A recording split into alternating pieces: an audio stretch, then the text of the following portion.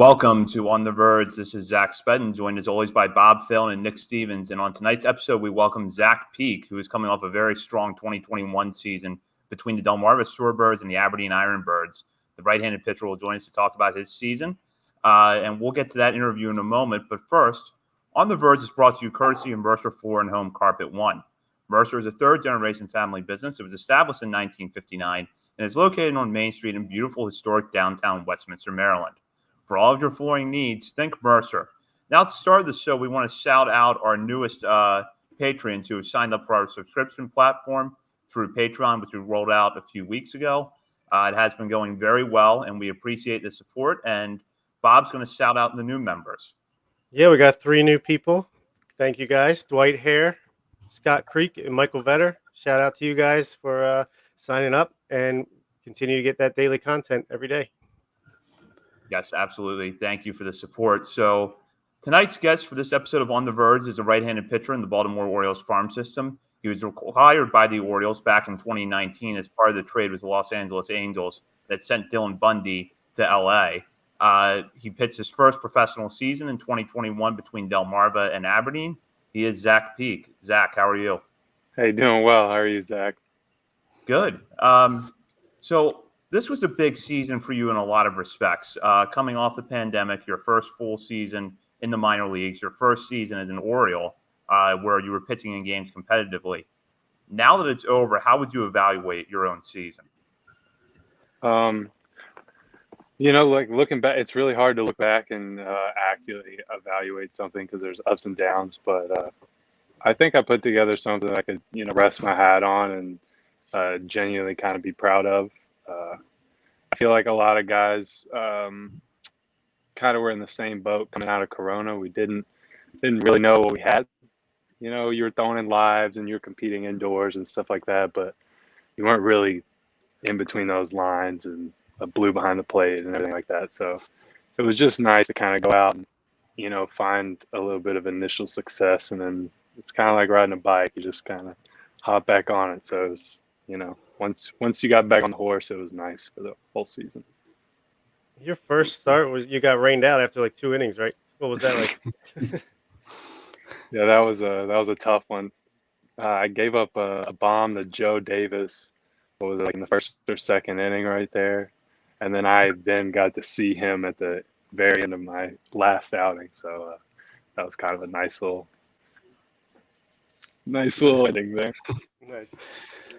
Can you just kind of put into words what it meant for like you and your family to finally get out there back on the mound after having 2020 wiped away? And, after the Angels drafted you in 2019, you didn't get to see the field in a minor league game and then no 2020 season. So it's been a while since you became a pro before you finally got to pitch in a meaningful game. And what did that mean to you personally? It was a long time coming. Like you said, it was just kind of a lot of waiting. With the Angels, it was kind of a plan, so I understood it there. And then 2020, nobody could plan that. So, like I said, it was just so nice to kind of get back out there and, have an umpire, have fans and, compete and feel those juices go again. It was, and in all respects, it was like exactly what you would have hoped it to be, if I'm being honest.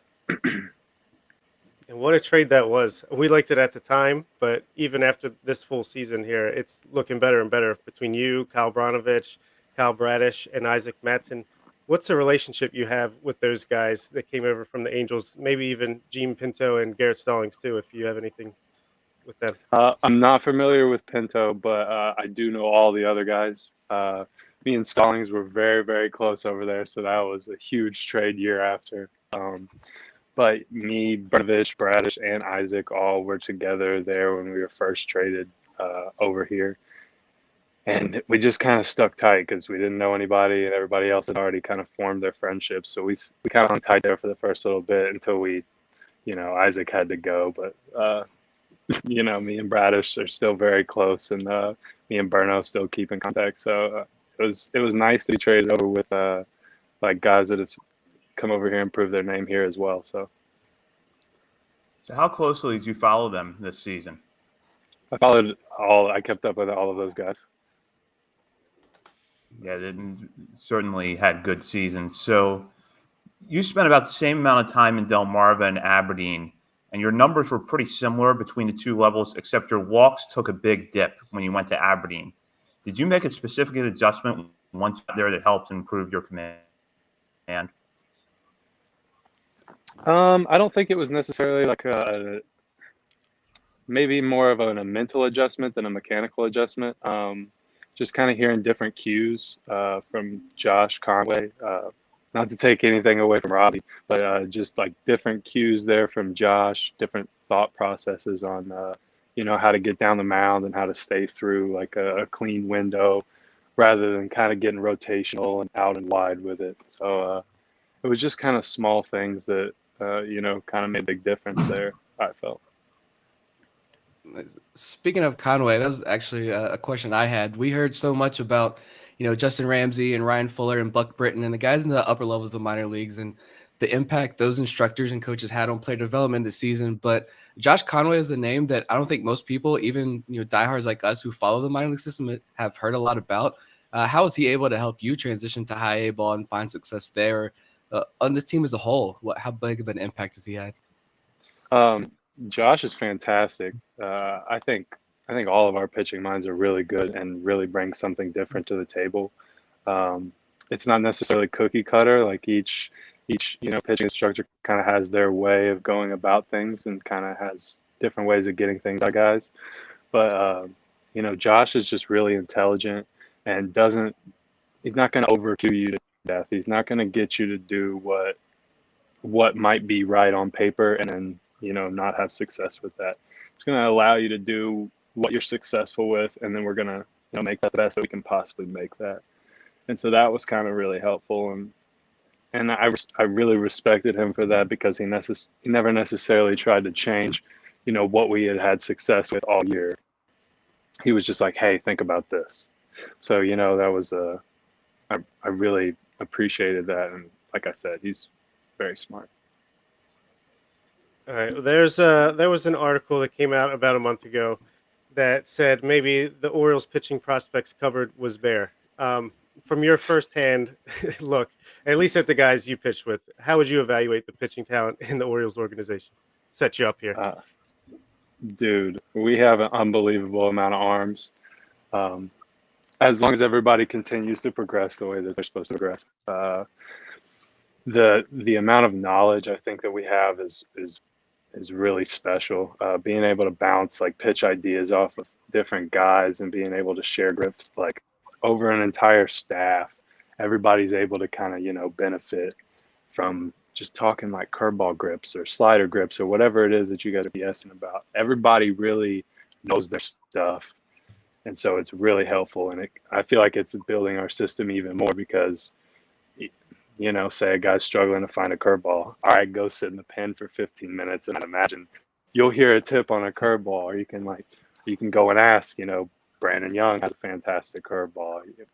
We've been working on Stauffer's curveball. You're like, it's just like little things like that I think really help build, the minors as a whole. It's just kind of everybody being able to share information. Was there a particular teammate that you would go to for that kind of advice sometimes, or do you feel like it was just as a unit collectively across the board, there was just a lot of good information being shared among the pitchers? Like I said, I think everybody, has the right tip for the right pitch. But like my go-tos are probably like Brandon Young or like Jake Prezina. I talked pitching with Prezina probably every single game that we weren't both out there pitching, but those little things those little talks in the dugout, like those kind of benefit you. Like we were able to pick Westberg's brain on like a day that he was, down. And he was either one of his off days or it was like the day that he got hit or whatever it was. But just to be able to ask him like questions of like how hitters see the baseball or different tips and different things, just to hear them from another person in our organization who's going to play at a very high level of baseball. So it's just so beneficial to everybody, I think. That kind of leads into the next question we had, which was that throughout the season, we heard how strong the clubhouse culture was at Bowie. and how good the communication between the players and even from pitchers to hitters was really strong, how good the coaching staff was. But what was the clubhouse culture like in Delmarva and Aberdeen? Was it something similar to what we were hearing about Bowie? Dude, it must be a standard. Everybody must have awesome clubhouses because I really enjoy my time in Delmarva and Aberdeen. It's really hard to bump into somebody that you dislike. Everybody's like I said, everybody's kind of in this together, and it was a nice thing to feel kind of all year was like Willie Yon. We'd see him like every couple of weeks, but it was like a family every time that he was in town. It was what's up, Willie? So I feel like that kind of carries over, not organization, but level to level. Like you said, I don't know anything about Bowie, and I'd imagine Norfolk is the same, but Aberdeen and Delmarva were very enjoyable. There seems to be like the Willie Yon. I know whenever we put a tweet about Willie Yon, people go crazy. People love Willie Yon. What is it about Willie Yon that just makes him such a lovable person? Dude, he's one of the most genuine guys you're ever going to meet, and he's always Willie. Like, he's never going to like censor himself. He's never going to be somebody else. He's always going to be Willie. And it's just like, I don't know. It's nice to be around. He plays hard, makes big plays. It's just kind of fun to watch. Got nice hair. Stylish man on the field. Looking at your specific plans this offseason, do you have any specific like goals that you hope to achieve this offseason, whether it's developing another pitch, working on a third or fourth pitch, increase velo? What's your game plan for this offseason? So last offseason, I kind of worked backwards for kind of my pitching career. I've always trained heavy fastball and just fastball command, and I was just going to throw fastball by people. Well, in pro ball that changes, so I went and heavy developed my off speed last off season, and I'd like to say that's in part what helped me have a successful season this year. But so this year, this coming off season and current off season, I'm just going to I'm going to train predominantly just fastballs, like fastball command, get where I can throw it on a dot again. And I know I'm going to have curveball, knock on wood. I know I'm going to have curveball, slider, changeup. So I'm going to focus predominantly on command this offseason and velo. Sweet. So might even see more strikeouts than we did this year. And we saw a lot of them. And that was cool because you had an awesome K-strut whenever that happened. So where does that come from? Is that just something you feel in the moment with the competitive juices flowing, or what's that about? Yeah, it just I don't even have time to think about it. It just kind of happens. Some days they were kind of like tough and rigid and mean, and then other days they were kind of hopping and skipping. So it's just kind of whatever the mood is out there, and kind of let it happen. I don't try to be too overt with it, but I do enjoy myself. We would always talk about your K-Strut and Ignacio Feliz's were the two we always looked at and thought those are the two best in the system, and it's not close. Yes, Ignacio's is incredible. Dude, his is awesome. How did he, speaking of Ignacio Feliz, we know he got that bump up to high Aberdeen as well, but he seemed to kind of struggle a little bit more. How did he take that promotion and the struggles that he experienced? I didn't get a chance to ask him like in depth, but Feliz is one of the guys that brings the same attitude to the ballpark every single day. He's always out there with a smile on his face, always out there just kind of laughing and cutting up. So like you would never know if he gave up 15 the night before or if he just had out in his life. So there's something to be said for that. And like he's always going to be even keel and always going to show up to the park the same. So he's going to have success. So even though you were drafted in 2019, this was your first year of pro ball. So you've only experienced this kind of unconventional scheduling format we had this year where it was 6 consecutive games against one team followed by an off day.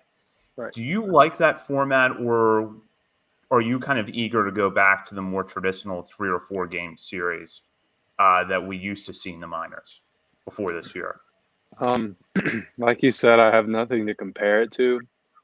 But if I was speaking for the like other guys that I heard speak about it, they kind of enjoyed it, especially the guaranteed off day. That was like a huge thing. Really like lets our body recover and like allows us to, just have one day to kind of breathe and then get back after it. But the biggest thing that will change when we go back is the pitchers having to throw twice against the same team. Like say you started on a Tuesday and you need to throw again on a Sunday. That was like I felt like that spoke volumes as to how that pitcher operates. If you saw him make an adjustment like Tuesday to Sunday, that's kind of going to change with the 3 to 4 games if we go back to that. But that was kind of interesting to see as well. Say a guy gets roughed up on Tuesday and see him turn it around and shove it on Sunday. It's kind of cool to see. So. For you personally, did you feel like that played into your hand, the ability to make an adjustment within a few days and go back out and face that same lineup again? In the beginning of the season, it felt like more of a challenge. It kind of felt like a challenge. It was like, okay, they've kind of seen everything that I had, now I got to go out and beat them again. Later in the year in Aberdeen, I kind of had, a smarter approach maybe coming into those weeks. Say like on a Tuesday, I'd save one little back pocket. Say I never showed like a front door slider. That kind of happened in my last one that I did Tuesday, Sunday. I didn't show any backdoor sliders on Tuesday, and then I worked on front door sliders, excuse me. And I worked all week on throwing front door sliders, and then came back and do front door sliders on Sunday and had success. So, like, it wasn't the best at the beginning, but then you could kind of find out how you could beat lineups twice. If you had to grab a bat and step into the batter's box against one of your teammates from Delmarva or Aberdeen, who is the last guy you would want to see up on that mound and why? Ooh, that's a really good question. I think it would have to be. I wouldn't want to see Stauffer, to be honest. Stauffer is such a big boy, and his delivery's like there and in your face. That would be probably. I wouldn't like to see him or Brandon Young because BY is just gonna buzz a tower and then do whatever he wants from there. So either of those guys, no thanks. On the I flip wasn't the side, best hitter in high school either. So. On the flip side, and I like these questions because I know we had Spencer Watkins on before he left for spring training, and I know he said like Ryland Bannon gave him the biggest fits in the system, and so it's cool to hear you guys yourselves that are out there facing each other. You guys know each other better than obviously any national evaluators these prospect guys do. Right. So it's fun to hear these tidbits like that about guys like Stauffer. But on the flip side of that, which of the hitters that you've played with would give you the biggest challenge, we'll say? Because we know you can strike them out, but who's going to give you the biggest challenge up in the batter's box? I made it through spring training clean, and Hudson Haskins hit 2 of the furthest balls that I've still had hit off of me like all year, the very last day of spring training. Like 0-2 pitch up and in, like should have struck out, and he hit it like well over the minor league trees there at Twin Lakes. So I gotta go Hudson. It's that awkward stance. You're not expecting it. I swear he dropped a bunt that went foul, and then I like painted one on the corner, and I was like, okay, got him. And then like 0-2. I was like, what just happened? So yeah, it's gotta be Hudson. Awesome. So next season, we're assuming you're going to start in AA Bowie's rotation. What do you think is going to happen next year? You're gonna make it all the way up to AAA, Baltimore. What's going to happen? 2023 debut. I really like to set like high goals, like high, almost unachievable goals. So obviously, I'm going to set my sights as high as I can set them. But I just like to not repeat necessarily, but add another year like this year and just continue my consistency and just kind of consistent. A change up. I'd like to find a change up consistently, and maybe you see me in AAA next year. Nice. I did want to ask you too about some of the catchers that you've been able that have been behind the plate for you this season, the lower Yeah. levels, guys like Maverick Hanley in particular. I know he was injured a lot at the end of the year. Did he get to catch you any at the end of the year? Yes. We worked together at Brooklyn, I believe it was the last time I threw to Mav. And that was a great day for all involved. I think that was a great game, but that was the last time we got to work together. I really love Mab on the plate. I've heard stories that he will literally, if the ball is on the corner, he will palm the baseball instead of having to reach the extra bit. Like he will purposely palm the baseball so he can get the call instead of catching it in the net. So he is fantastic behind the dish. I was going to ask you, like, we've seen some of the clips, obviously, like back picks over to first base. He's getting guys out Yeah. left and right. And it's just, it seems like his defensive IQ is just out of this world. And so it's fun to hear a pitcher is throwing to him. Like, how much of a benefit is it to have a guy like Maverick Hanley behind there? It's really beneficial because like he catches the base runners off guard, so he obviously catches us off guard. So it's like, when he comes up and snap throws on like a weird pitch, kind of like he does it in weird pitches, like weird counts, and catches everybody off guard. So it's fun, it's electric. But I can't not talk about Ramon. Like I worked with Ramon all year. That's my guy. Like I gotta give Ramon some love. Just his sequencing behind the plate really kind of kept me in it this year. Weird pitches and weird counts, and I'd be gripping them in my glove, ready to throw them. So, my boy Ramon. I feel like Logan Michaels had a few games like that towards the end of the year too. That guy seems like a good defensive catcher. 100%. I got the chance to throw to him. I think like my second outing in Aberdeen there. He came up to fill in, and he did a bang-up job behind the plate. I loved having him on there. The Mr. UVA Logan guys. Michaels. Yeah. Yeah, UVA guy. Okay. It's hard to cheer for him in college, but now he's one of us, so it's all good. Right. We can let it slide. Well, Zach, we really appreciate you coming on. I do have one question, though, just because I've heard you talk a lot about working in your improving your secondaries with your big focus this offseason. What would you say was the single best pitch you threw this year? I think my curveball, curveball slider, the in between, whatever you want to call it. I'd say that was my favorite pitch to go to. I kind of, it's the same grip predominantly. It's just kind of manipulation based. So either I get curveball out here or I get like slurve there. So it's kind of either there or there. So I just kind of used that, and I would spin one in and then throw the other one, and then throw one shape and then show the other one. So it's just kind of, whatever was on that day I threw. I love throwing curveball, slider, fastball, whatever. And I've heard that the spin rate on that curveball is like truly elite, like compared to like major league quality elite spin rate. So is that your weapon of choice there?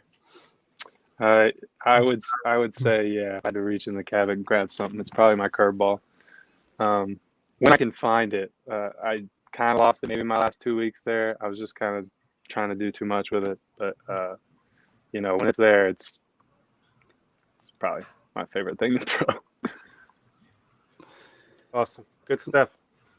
Oh, I appreciate it, guys. I appreciate you guys taking the time to have me on here. Oh yeah. Thanks so much for coming on with us.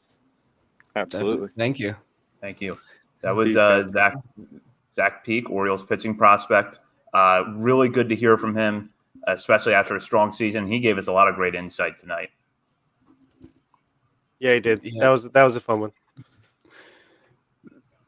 Yeah, look, Zach Peak was a guy who we really didn't have any information on coming into the season because, he didn't pitch in 2019, like we mentioned in the interview there. And he seemed like after the trade, I have lots of opinions about that trade still to this day, but, it's just, was it quantity over quality, which was like complete BS at the time. And now we're really seeing that. And Zach Peak is the guy, like, this could be the guy with some of the highest upside probably of those four pitchers. And you're not just saying that because we just interviewed him, but Truly, he's a guy with an enormous amount of upside there. And like I said, as long as they keep developing this year, big things are in store for him. So it was fun to get to talk to him.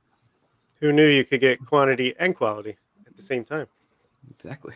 Yeah, exactly. And it was Exactly. I get it. yep. Yeah, we heard a lot of the Zach tonight, but it was really good to hear how things were like in Aberdeen because maybe it was because Aberdeen didn't have a broadcaster. They don't have as much of a media coverage, but I feel like we didn't hear about the Ironbirds in general as much this season, despite some of the players they had. So it was good just to hear about what that clubhouse culture was like. And I kind of got the sense that more of what we heard about in Bowie is cohesive throughout the minors and not just in that one place. Yeah, it's nice to know that they're trying to keep things consistent all the way down. I think they have a way they want to develop these guys, not just on the field but off the field, and it's cool to hear that goes all the way down to the bottom. Yeah, a little justification too for Bob's pick there for Adam Stauffer. You've been on the Adam Stauffer train for a very long time, so that was definitely cool to hear. And him shining out a guy like Ramon Rodriguez. That's someone who a lot of Orioles fans, even those who are like avid listeners of our show and followers of the minor leagues, probably haven't really heard of because he kind of bounced around a bunch of different levels of the minor leagues this year. And he was, I believe, a really late minor league free agent signing. And so it's cool to hear like their guys. This system is a whole lot deeper than just Adley Rutschman behind the plate or even just Maverick Hanley. There are a lot of guys, and they're all doing their part to make everybody a better baseball player in the system, I think. So it's really cool to hear these guys' perspective and see that at the end of the day, I think they're having a lot of fun out there in the field. He mentioned that before we hopped on the air that it was fun this year. And I think that's, to me, one of the most important things for a lot of these guys, because if they're not looking at it as a job, they're having fun, I think you're going to play better. Yeah, and I like that too that he mentioned Ramon Rodriguez. There's glue guys like Willie on that they're organizational filler to an extent, but you need those guys too. They serve their purpose and they deserve their props every once in a while. Yeah, and you do need those kind of guys around. You want to know that when Maverick Hanley's not behind the plate, or even though Zach Peak didn't play with him, when you don't have Adley Rutschman behind the plate, that you're still going to have someone back there who knows how to work with the pitching staff and the pitchers feel comfortable throwing to. Yeah, and shout out to Simkin Tribute there in that comment that Aberdeen needs a broadcaster. For real, that would be amazing. I think you mentioned this earlier, Zach, that it feels like we didn't really hear anything from Aberdeen, and it's because we don't have the Sam Jelinic's and Paul Fischers and Adam Poles, and we didn't have those guys covering the Ironbirds to give us that good detailed information and educational broadcast. And so I think it hurts these guys a little bit because we try to hype them up as much as we can and show off the good work that they're doing. But I think it would go a long way to have someone there, hyping these guys up there at the field themselves. But yeah, even when you post the highlights, it's like a silent double, a silent home run. Yeah. Let's all three of us. We could do a good job. Just come on, pay us up. We'll do it. DMs are open. Let's go. Yeah. And with the remote technology that's out there, I could call games with my head in the clouds, literally, while that's going on. So that's, for those of you that are watching on stream, I'm in front of a mural that has clouds on it, and that's just the context now for the listeners that are listening to this on the podcast later on.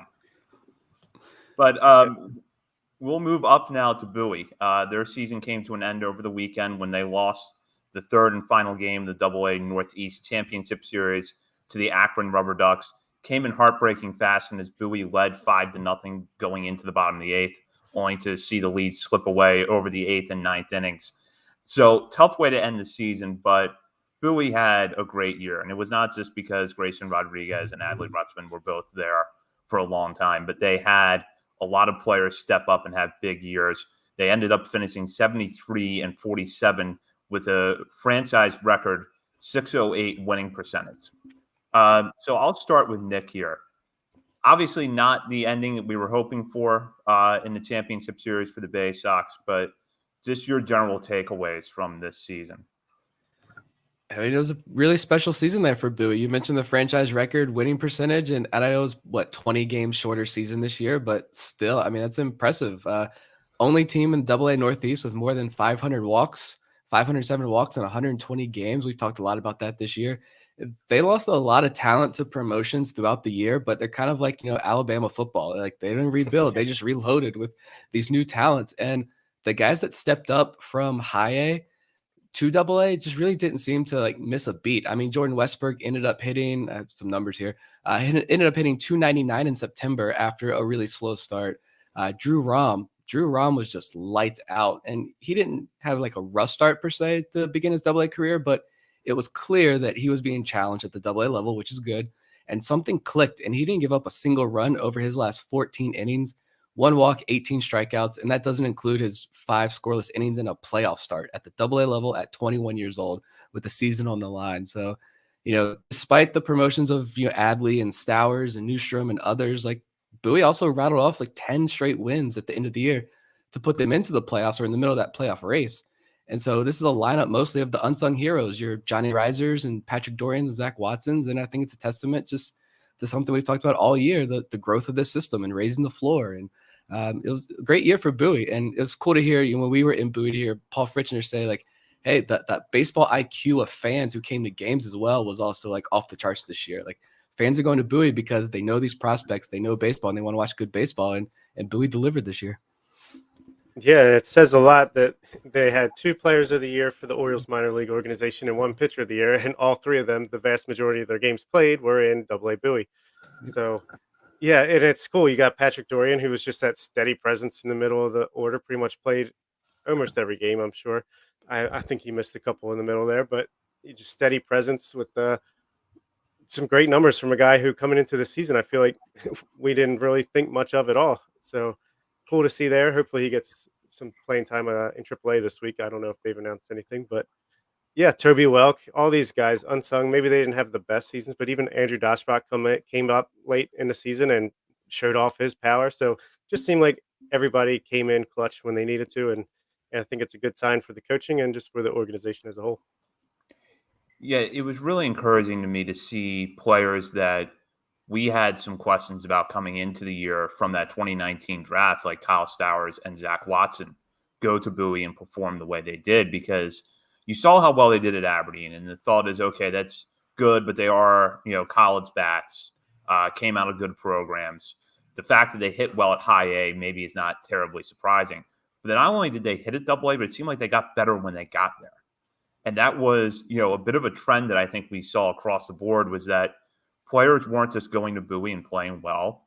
They were getting better. And I think that's a testament to Aberdeen's staff as well as Bowie's staff for preparing those guys for that jump.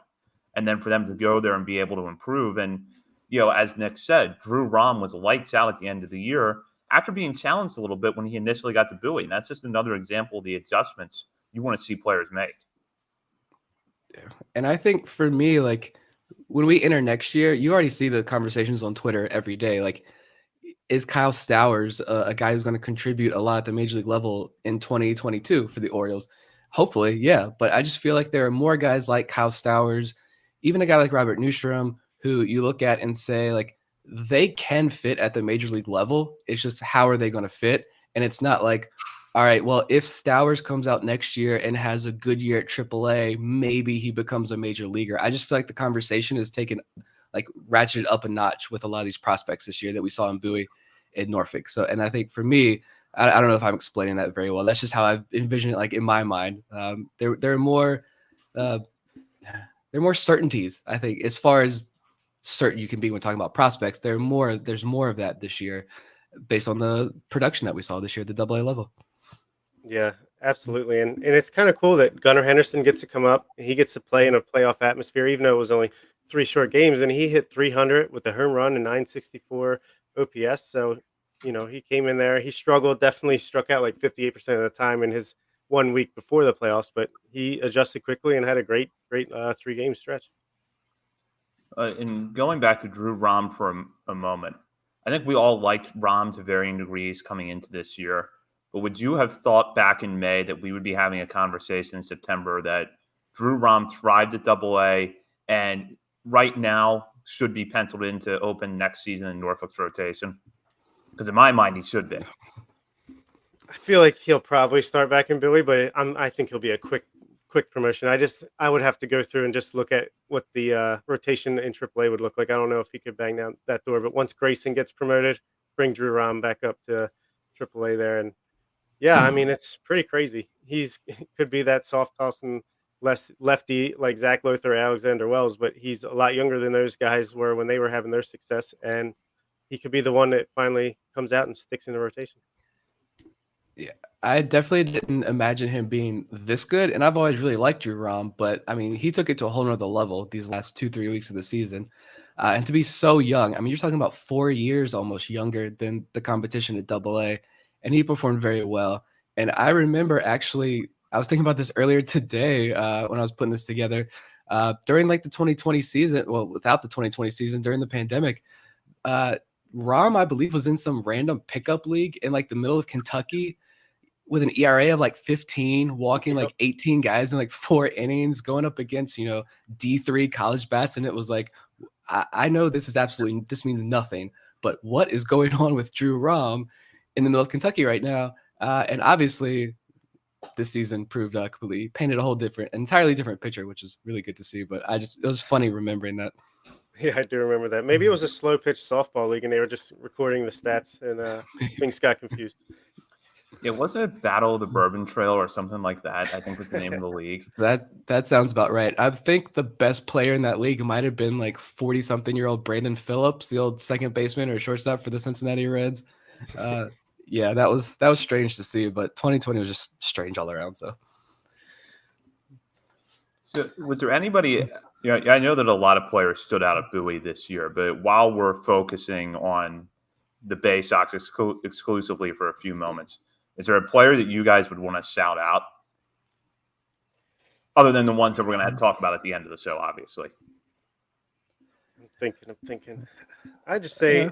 don't forget about Joey Ortiz. He's going to come back hopefully at the beginning of next season, pick up right back up where he left off, and make himself a presence to be known in the organization like he was starting to do before. Unfortunately, he got hurt.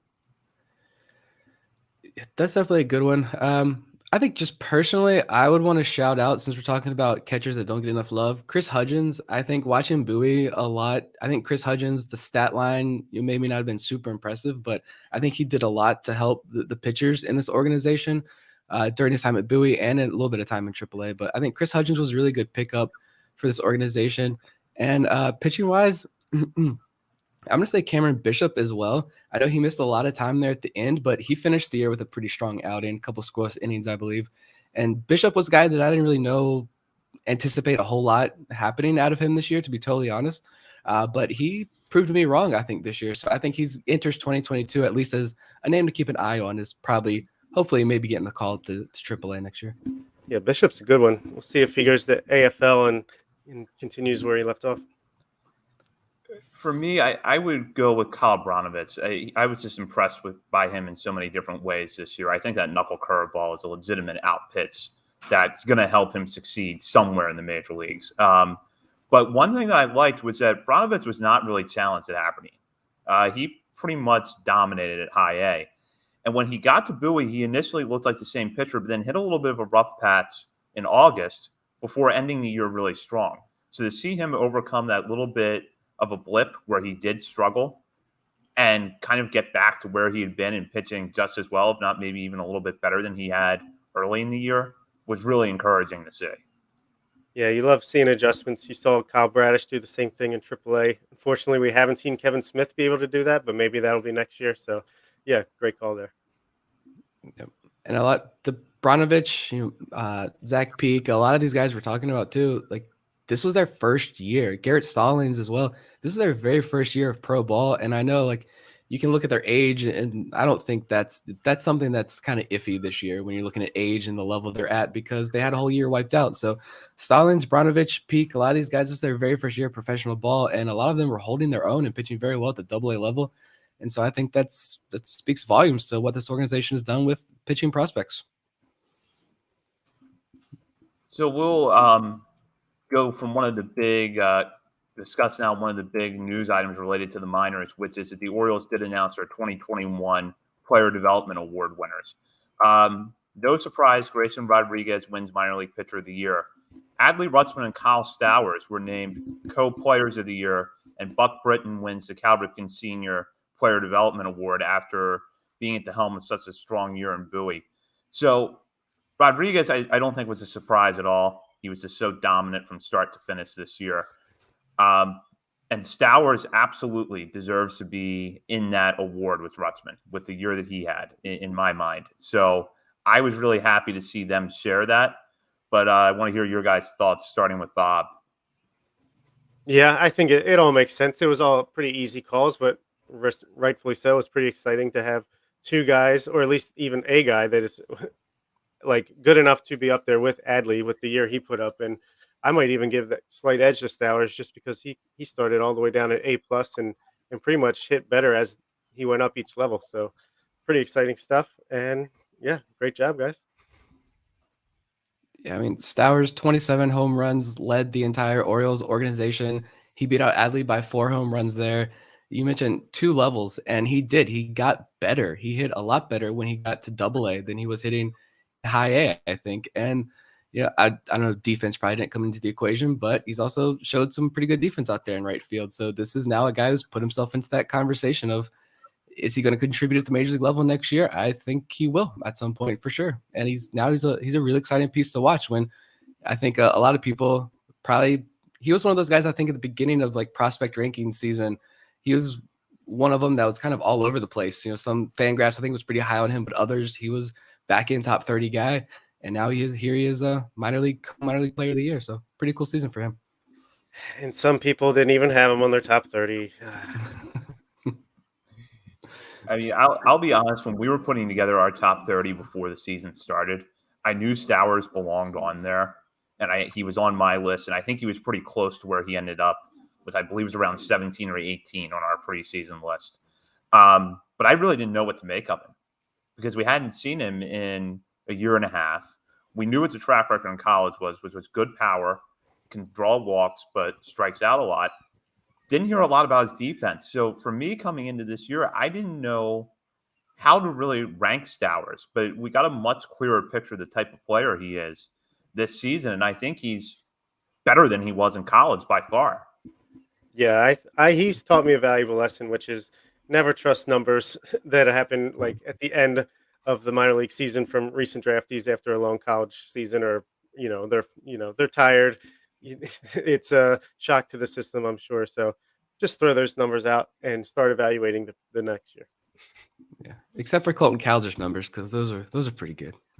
But maybe he was just that special of a talent. So we'll see. Just imagine how good they'll be next year. Yeah. So one other thing with Stowers is that he has really stepped it up at Norfolk with the bat lately. And I'll be honest, when he got promoted, my feeling was that I didn't really care what the stats looked like because it's only going to be a few weeks. He's had such a great year. Nothing that he does at Norfolk is going to change that. If he goes there and hits 200, my opinion of him won't change based off of that. But we've talked a lot tonight about players making adjustments. He's clearly made an adjustment in the last week or two and has gotten so much better, and it's really encouraging to see.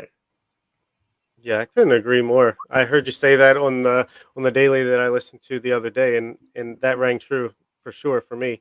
And even this past week, he only struck out like 22% of the time. So if he can keep that going, he seems like, based on our conversation with Ryan Fuller, that he's a guy who's just constantly making adjustments, depending on what he's bringing to the table any given day. So I think he's a guy with a great growth mindset, and he's going to continue to adjust and try to improve. So I'll never doubt him again after what he did this season.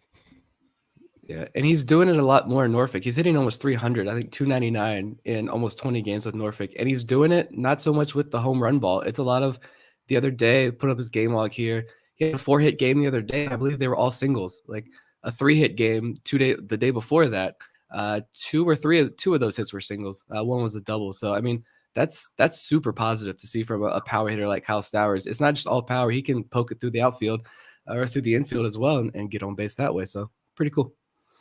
And for anyone that hasn't seen Stowers, his singles are probably harder hit than a lot of players' doubles. When the three of us saw Stowers back in Bowie down, I think it was like in July, he had a home run in that game.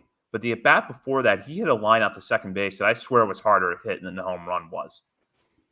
Yeah, I can't wait to see his exit velocity readings. He doesn't look like a guy that can hit the ball that hard. He doesn't look like a Stanton or a Judge, but man, the bat flies off his bat. The He's ball flies off his bat. when he goes up there hunting for a pitch, you can tell when he's sitting on a fastball because he swings literally out of his shoes. And when he connects on one of those pitches at Camden Yards, like he is going to shatter a window at the warehouse. There's no doubt about that. Oh, yeah, there's no question that if he gets 2-3 solid years at Camden Yards, it's always going to need to be like among the leaders in home runs hit on Utah Street. Between him, Newstrom, and Rutschman, it's like, watch out if you work in the warehouse. It's like it's going to be like you're at the Ironbird Stadium when the foul ball goes behind home plate into the parking lot. Yeah. So we'll move on now to our final segment of the show, which is where we shout out a player that's not on our top 30 for something they've done lately, whether it's a good game, good week, whatever, and talk a little bit about what they're doing down in the minor leagues. So I'm going to start with Nick, who has picked a reliever that was really on our radar at the beginning of the year, but went through some struggles as the season went on. But I'll turn this over to Nick. Yeah, I want to shout out Isaac Madsen for this past week. We finally see him back on the mound. I don't think I watched the Norfolk game. He appeared in 2 games this past week. I don't think I watched the first game, but then I went back and looked at the box score. I was like, oh, Madsen pitched. All right. I didn't know he was back on the active roster. So I went back and watched his outing. He looked really good. And in his 2 outings, he tossed 3 scoreless innings, no runs, 2 hits, no walks, 6 strikeouts. So I'm hoping 2021 was just kind of this unfortunate season of injuries and honestly kind of some mismanagement on the Orioles' part, kind of like they did with Zach Lowther and some other of these pitchers. But hopefully he can have a strong spring in 2022 and make the major league roster because this team's going to need bullpen arms next season. And I know the organization was high on him last year to protect him from the Rule 5 draft. So hopefully a rebound is in his future. Yeah, maybe I got Arizona Fall League on the brain just because I'm just waiting for the rosters to drop any day. But I feel like he could be another guy. He missed a big chunk of the year, had a rough season, been through a lot. So, and in the year strong, maybe he gets another chance spring training next year. But I guess I'll transition into my pick, which is also in AAA Norfolk. It's Robert Newstrom, who I just talked about, the guy who hits monster home runs. But that's not all he does. This past week, he hit 300, walked 3 times for a 391 on base percentage, hit a double, home run, stole a base, 7 RBIs. He's just had such a solid season. And if you take away that first month of the year in Bowie when he got off to, he had a pretty decent hitting streak in the beginning, but it was like 1 for 4 every day. And then I think he struggled a bit after that. If you take that away, he's been one of the best players in the organization throughout the year offensively. So another guy who, like Kyle Stowers, could be due for his major league debut sometime in 2022. So shouts out to him. If you want to get a look at him, watch MILB TV this week, Last Chance. This has been on my mind lately, and I'm just going to bring it up on the air here and see what your reaction is. DJ Stewart, has obviously not performed well enough that you would look at him and guarantee that he's going to be on the roster next year in the major leagues. Would you rather see Robert Newstrom in that sort of 4th, 5th outfielder, left-handed bat that goes in and plays a corner spot maybe a couple times a week, gets at bats at DH, kind of the role that Stewart is filling now? Or would you prefer to see Newstrom at AAA getting regular at bats while the Orioles give Stewart another shot? For me, honestly, the way I looked at this is that I've had this opinion for a while now. DJ Stewart has done nothing to earn a roster spot in 2022. Stop falling for his 5-game stretches where he just annihilates baseballs. It's not real. It's not going to stick. We should know that by now. I think if this year taught me anything, it's stop holding on to these like cool, cute stories at the major league level. Like just get rid of them. Chance Cisco and others, they're gone. They've had plenty of time to prove themselves. They haven't. A guy like Robert Newstrom, I love Newstrom. I've loved him for a long time. Is he a future everyday starting outfielder at the major league level? I don't know. It could all click and it could happen, sure, without a doubt. But odds are probably stacked against him just a little bit, to be totally honest, right? But he has earned that opportunity to get those at bats from DJ Stewart, I think. So I think you have to reward a guy like that. And if he's better than DJ Stewart, I mean, that's not a high bar, but I mean, any of these guys can go up there. Zach Watson can go up there tomorrow and be worth negative 0.5 WAR and hit 210. Like, give the guys who have earned the opportunity a chance. Get rid of your DJ Stewarts. And if Newstrom doesn't pan out, then he doesn't pan out, and you move on to the next guy. You got Kyle Stowers waiting in the wings. You got Colton Cowser. You've got Heston Kjerstad swinging a baseball bat again. There are other guys in the system. There's depth there. I'm sick. I'm losing my voice. You got me all hot and bothered about DJ Stewart. No, I am right there with you because, yeah, it's just DJ Stewart. Yeah, he's going to hit like 200. And he's going to walk a bunch of times. He might hit a few home runs, but he's terrible out in the outfield. At least Newstrom could do better than that. I think, yeah, I would give him a shot. He's not a guy that needs to be like prepped, I don't think, and then get everyday at bats once he's at the major leagues. I don't know if he's ever going to be that guy. I think if he is going to be that guy, he's going to be a guy that earns it and is not given that opportunity like maybe a Kyle Stowers will be. So, yeah, let him start the season as a fourth outfielder, fifth outfielder, maybe get some DH. You got Austin Hayes out there. He gets hurt every other week. So that's opportunity for playing time right there. And Anthony Santander, he gets hurt a lot too, and he could be trade bait. So I do think Robert Newstrom deserves a shot, at least a shot in spring training to prove that he deserves that spot. So that we can go in now to this request here from Simkin Tribute. If you have time to discuss, if Santander is out for this week, putting Newstrom on the 40-man and playing him would make him sit out of labor difficulties next year. He also follows up and says Diaz's promotion would be bizarre, although on 40-man, perhaps Bannon, McCoy, and consider Jones an outfielder for the last week. Those are all possibilities. I would say regarding the labor issues, which is the impending expiration of the collective bargaining agreement, and that if, there is a work stoppage, players who are on the 40-man roster will be affected by that. That's come up, and it's something we're all aware of, though we don't know how concerned we need to be about it yet.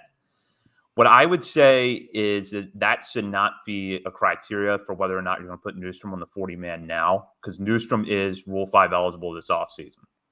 So you have to figure if you're going to make that move, you're going to have to make it before December anyways. So if the Orioles feel that Robert Newstrom deserves a 40-man roster spot and there's an opportunity in the final week to give him that, then they should just go ahead and do it now. If there's not, then they should consider in the offseason whether or not he's worth protecting. And we're going to discuss the Rule 5 draft several times over the offseason, most likely, and we're probably going to devote a whole show to it. But I would just say that the Rule 5 factor would be the strongest consideration for me. Do you want to protect Robert Newstrom? And if the answer is yes, then take advantage of an opportunity now to put him on the 40-man if you have one. It's not a bad call. Yeah, if he wasn't Rule 5 eligible this offseason, I'd say they probably re-signed Stevie Wilkerson for the final week before they put him on the 40-man. But, yeah, since he's going to have to be on there eventually, because I do think he's the guy they'll probably protect, yeah, why not? If Santander is really that hurt, I don't know. It's the last 6 games of the season. It's meaningless. They want to lose anyway, so I don't care what they do. Sorry. Yeah.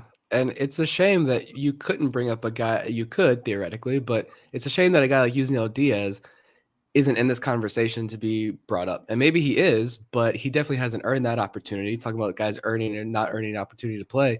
He hasn't earned that opportunity. He's honestly, I know we're getting ready to make our final updates to our top 50 prospect list. And I've updated mine for patrons only, so go ahead and subscribe. But it comes out next week.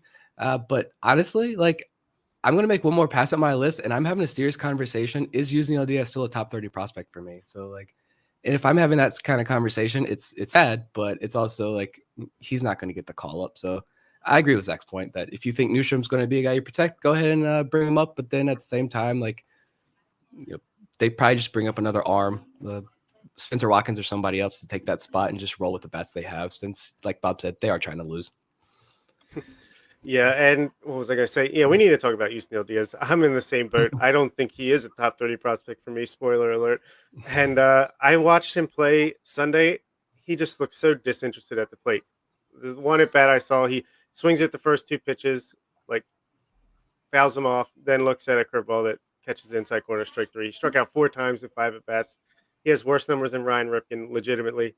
It's pretty bad. I don't know. I don't know what to make of it. I don't know if it's the frustration of this season catching up to him, if he's still hurt. I don't know. But at a certain point, there's no more excuses, and you just got to perform, man. Yeah. And there was shout out to, I think he changed his Twitter handle, but it was at PDubs on Twitter, I think. But I know Norfolk had a walk off not too long ago, and he made a comment on the video, the clip we posted, that Diaz was kind of not really celebrating with the rest of the team, and how that was kind of a bad look.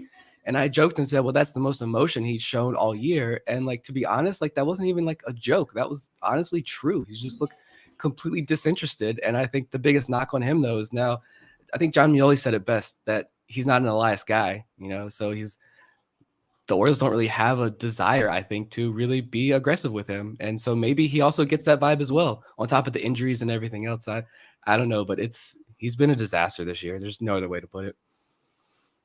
Yeah, that he really has struggled this year. We'll transition back now to my pick for the final segment, which is Patrick Dorian, who we talked about a little bit earlier. Dorian, I'm just picking in this spot because I did want to take a few minutes to discuss this season. It's not necessarily related to anything that's happened in the last week. Comes out of nowhere, really. 22 home runs, 836 OPS, plays a pretty solid third base, at least shows good arm strength there. 25, but, as Nick mentioned, we kind of have to discount age to a certain extent this year because of the factors surrounding the pandemic. But another point that's worth bringing up with Dorian, with this season included, he still only has 276 professional games under his belt. So we're not looking at the guy that's gotten a lot of time to necessarily gain experience in pro ball. For him to put together the season he did was really impressive. I was hoping that he was going to go to Norfolk because this is another guy that's 40-man or Rule 5 eligible this offseason, and I wanted to see how he fared against older pitching. But on the whole, you just have to be really happy with the numbers that he put up. And Bowie showed a little bit of good glove work too, and he's also a guy that can play first base. So left-handed bat, can play both corners, has some power. So Patrick Dorian definitely looks like a good player to me after this year. Yeah, and he can thank one person for not getting a shot at AAA this season. That's Rylan Bannon, who struggled so bad that he didn't get his shot in the major leagues, which I'm sure they were expecting to happen at some point. And I think if he would have been promoted, Bannon, then Dorian probably would have got that shove up to AAA. But he might be better than Bannon? Who knows? I mean, they're both similar guys. I feel like Bannon probably has, I don't know, I was going to say more power, but Dorian slugged 22 home runs this season, so I don't even know. They're pretty similar players. One's right-handed, one's left-handed. Nick, what do you think? It's so tough. That's him and Robert Newstrom are just, it's really tough questions about, what is their future hold. I think for right now, it's just shout out to Patrick Dorian for having a really fantastic season. Overall, it was a really good year. 22 home runs, 21 doubles. I mean, he got on base at a super high clip. He was a big part of that Bowie team and a big reason why Bowie was so successful this year. And his backstory is just so amazing as well, for him to overcome everything that he did and get back into baseball and find his groove now.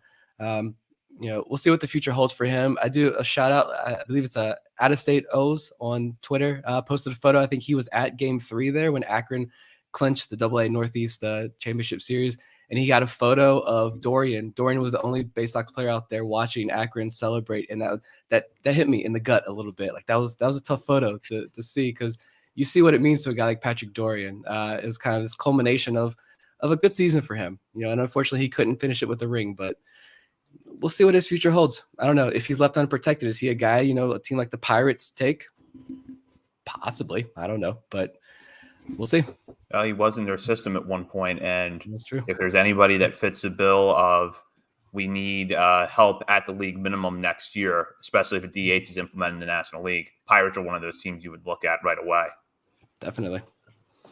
So quick programming note, Bob will not be with us next week.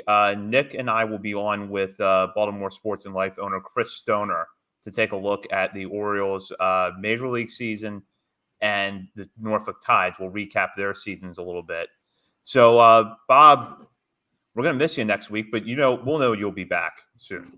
Of course, I'll be listening, and you got to get the owner of the site to fill my shoes. They're so big. No, I'm getting, these players at the end of the season, they get all their surgeries done to fix the issues they've been dealing with. They do the velo to try and increase their velocity. I'm getting my tonsils out, try to improve my voice for this podcast. No, yeah, I'm getting my tonsils out, but hopefully I recover quick and I'm back in a week or so. So I'm sure you guys will hold it down, and I'll look forward to listening. Yeah, yeah, we'll miss you, but we'll be keeping that seat warm for you. So You know, for Wally Nick Pipped. and go ahead, Bob. I'll just say I hope I don't get Wally pipped.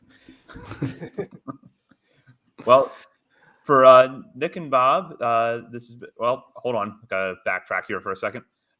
Be sure to continue to follow us on Twitter at BSL on the Verge. Check out BaltimoreSportsAndLife.com for the latest coverage on the Orioles, Ravens, and more. Bob has a couple of articles up today that are new that you should definitely check out.